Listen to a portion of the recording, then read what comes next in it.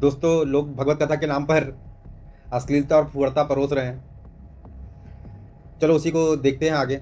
अगर आप चैनल पे नए हैं तो प्लीज़ चैनल को सब्सक्राइब कर दे, ताकि आपसे ऐसे सनातन धर्म पर कोई भी ऐसी वीडियो आपसे मिस ना हो पाए, और बेल आइकन दबा दें ताकि वीडियो आपको निरंतर मिलती रहे।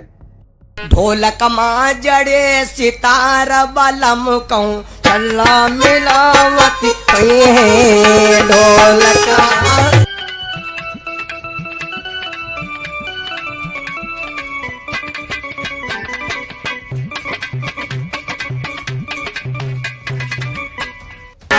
साइकिल का झंडा प्यारा लगे, यूपी में कन्हारा लगे।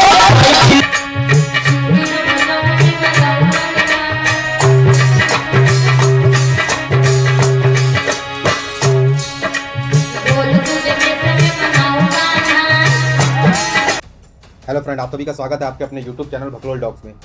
आज हम बात करेंगे जो भगवत कथा के नाम पर फूहड़ता और अश्लीलता के साथ कथा वाचन कर रहे हैं, उनके विषय पर बात करेंगे।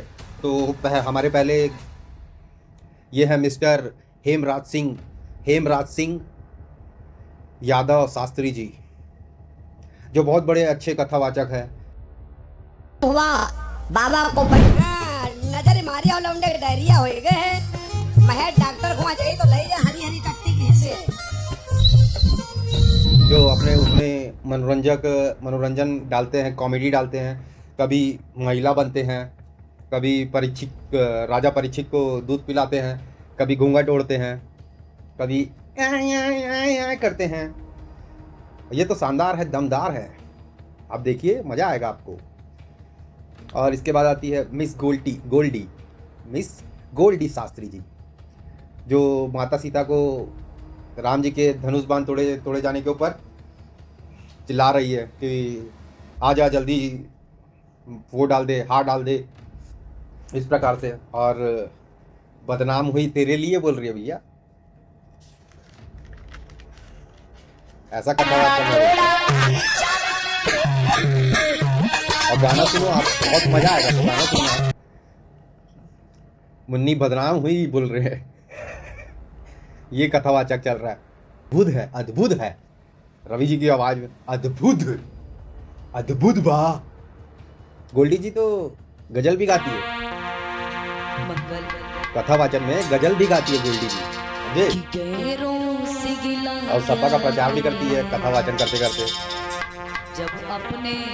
क्योंकि भगवत कथा में थोड़ा राजनीतिक तड़क भी जरूरी है ना, राजनीतिक तड़का भी जरूरी है ना। ये तो बिना राजनीतिक तड़का के कहाँ मजा आएगा भगवत कथा में। और ये अतीत जी के स्वर्गवास होने पर, उनके हत्या होने पर भी ये बहुत दुखी थी मैडम गोल्डी जी, क्योंकि हमारे सनातन धर्म में पवित्र व्यासपीठ पर लड़कियों तथा विधर्मीय दोनों का भगवत कथा का अधिकार नहीं है।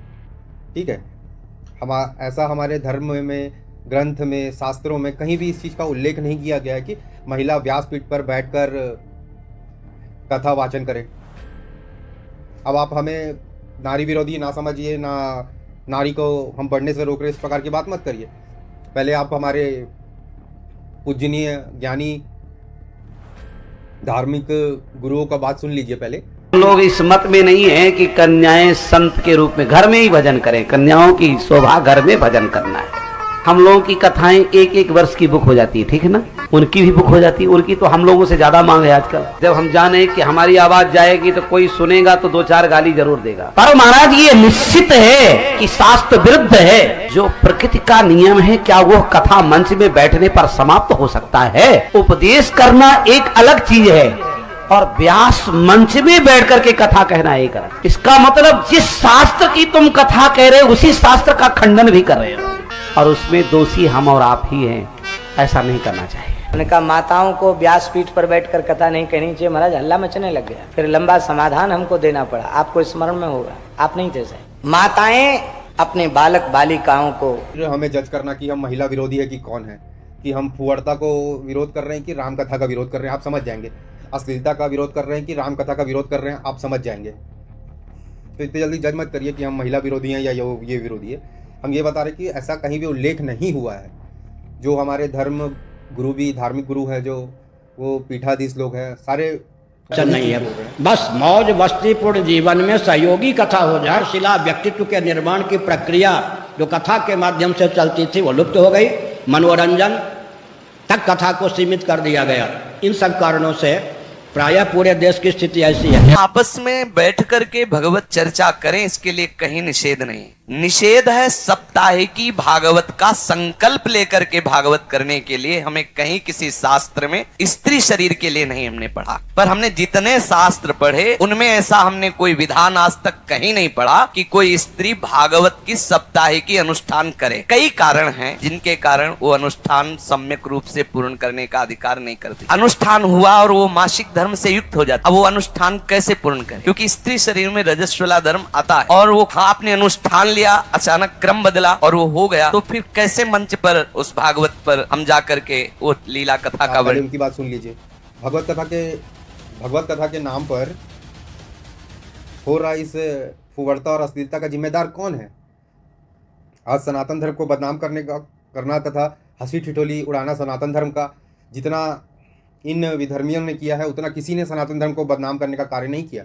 ये लोगों को बोलने के लिए एक मुद्दा देते हैं कि सनातन के ऊपर आप उंगली उठाइए और उनके ऊपर हंस सकते हैं आप, इस प्रकार की बातें होती है। आज सनातन धर्म मनोरंजन के लिए एक कथा वाचन किया जा रहा है, सिर्फ मनोरंजन चल रहा है। आप कुछ सीखने जाते हैं कि वहाँ मनोरंजन लेने जाते हैं, कि आप अपने जीवन में कुछ आगे लेना चाहते हैं कि आप मनोरंजन तो घर बैठे भी मिलेगा आपको, लेकिन आप अपने धार्मिक गुरुओं से मिलने जाते हैं, अपने शास्त्रों के बारे में जानना चाहते हैं, तब आप ऐसे कथा वाचन को सुनने जाते हैं। अगर आपको यही हंसी ठिठोली देखनी है तो आप घर बैठे फ़ोन में भी देख सकते हैं। तो इसमें धार्मिक जगह पे ये हंसी ठिठोली करने का मतलब क्या है? आप जिस जगह पे जो चीज़ है वही चीज़ करोगे ना। आप स्कूल में पढ़ोगे, हॉस्पिटल में आप ट्रीटमेंट करोगे, कि वहाँ भी हंसी ठिठोली करोगे, वहाँ भी सब जगह एक ही जैसा तो नहीं होता ना।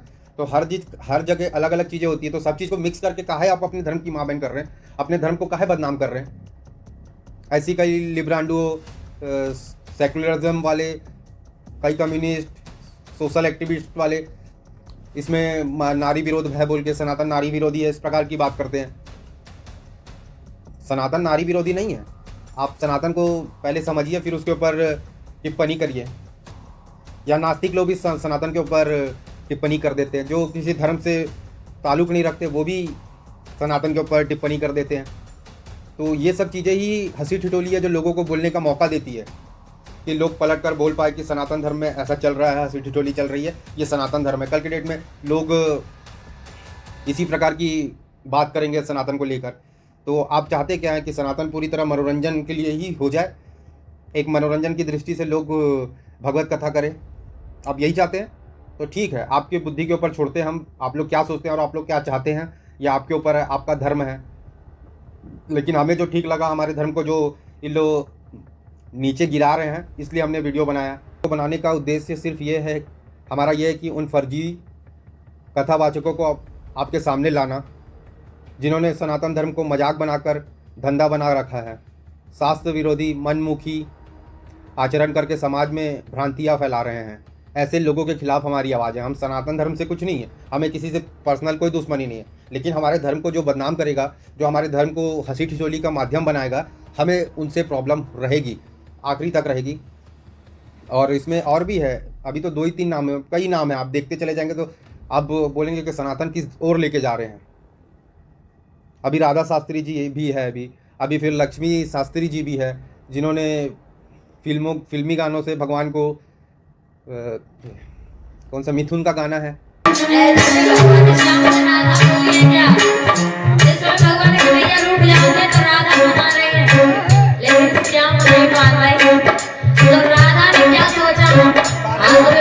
चूड़ियां पहने तो क्या बोली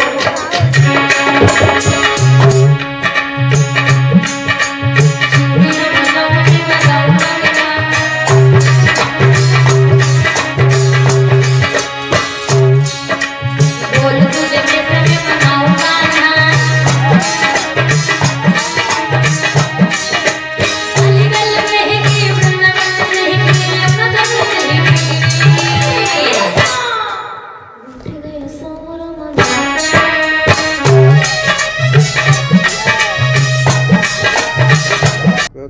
मिथुन का गाना है, कैसे मनाऊं कान्हा तुझे, ऐसा वाला गाना कुछ है।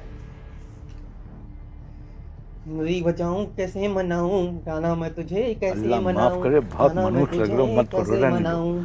रहने ऐसा दो, बहुत गाना बुरे है। लग रहे हो। तौबा तौबा तौबा, सारा मूड खराब तो कर आप दिया। देखिए, आपको भी मजा आएगा अपने धर्म का ऐसा खिल्ली उड़ते देखते हुए, और अन्य लोग भी खिल्ली उड़ा सकेंगे इस प्रकार से सनातन धर्म का।